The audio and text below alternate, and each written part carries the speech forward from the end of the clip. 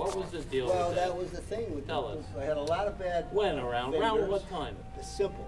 Had a lot of vendors that made promises that they never kept. Yep.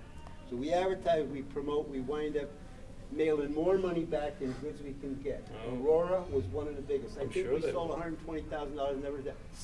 The state attorney general in Pennsylvania was after me because this kid ordered, he wanted cars, you're fraud, you're everything. I had to call up the governor, who I knew, Yep. Phil Scranton, and say, what the fuck's going on with you guys? Blame them guys.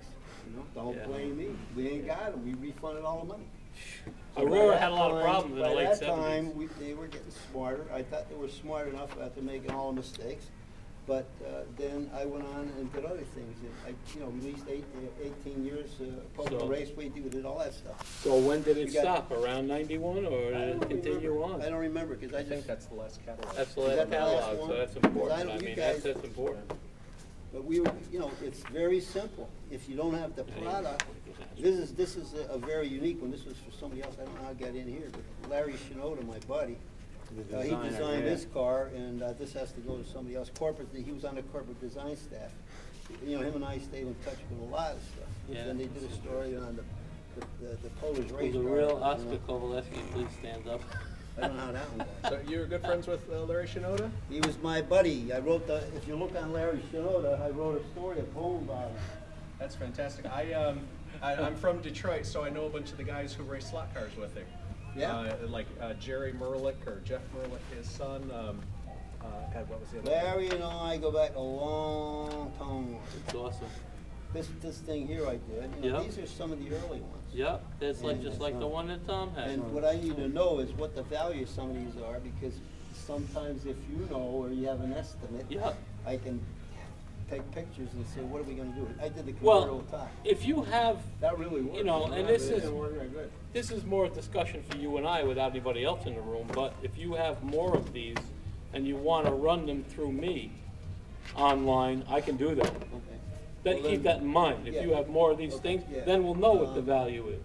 Two is what's the best era? Catalogs? Yeah, vintage catalogs. I had to buy a goddamn catalog. What one is the toughest one to get? 67 and a half? Because the truck ran? 66 and a half is the big one for big scale guys. 66 and a half is that the one magic that's one. I had to pay $50 to get one back. Because I owed Yeah. the guy one, and he did a favor for me. He says, the only thing I want from you, is you get a catalog. I said, call my guy Mike Paul, because he finds when you had to pay $50 to get a 66 and a half back. Yeah, unbelievable. I just sold on 3 of those at the show. The 66 and a half? 5. I had 5, like 64. Oh, so you, 68. What approximately did he go for? Well, I just gave it to a guy. I sold it for $20. Yeah, that's not bad. no, well, you know what, it's, Considering they're with laying around us, and they're gonna be, do you know how many we recycled into the paper drive that we gave to the Boy Scouts? well, that's the whole thing. With us, it's not, it's But what if we you have cut- into it, it's I not what we know. gotta get out of it, it's what we have into it. If it passes on to history, any Oh, catalog, car trust me, we're model. all historians. Any catalog, car model, the auto worlds, any of that There stuff. might be a lot of correspondence and stuff like that that's boxed up. Well, I'm Different saying, if letters you- between this, that, whatever, and there's a lot, I'll tell you what else I have is a lot of the contest material was stored. All Yeah, I the told you contests that. I was said part that any of the contest And, information that you may have. Who's the guy that runs the big one out in the model out in Salt Lake?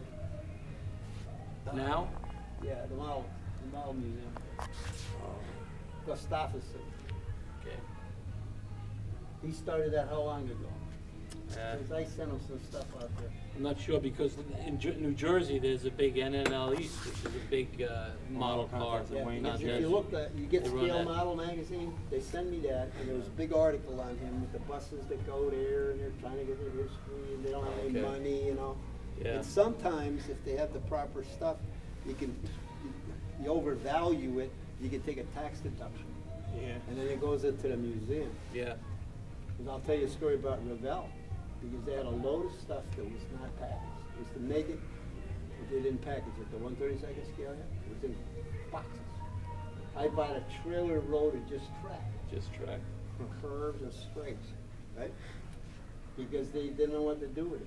I said I could use the track, we made their little test tracks and stuff. But it was not boxed, so I says, here's the deal. Put 25 cars, tracks, everything in a set. then you go and you donate it to the boys clubs or something. I think Right. they made up 200 packages to the boys clubs and said, if you need more parts, please go see your hobby shop. Yeah. That Yeah. way they didn't kill the market. They got paid for it, what the value was appropriately, because Right. Revell was making money on one side and losing on the other. Right, Everybody got into this and think, oh, man, you know, it's like a 4th of July. yeah, Then it goes back up again. yeah, it's definitely cyclical. But I don't know enough about that stuff. But we did a lot of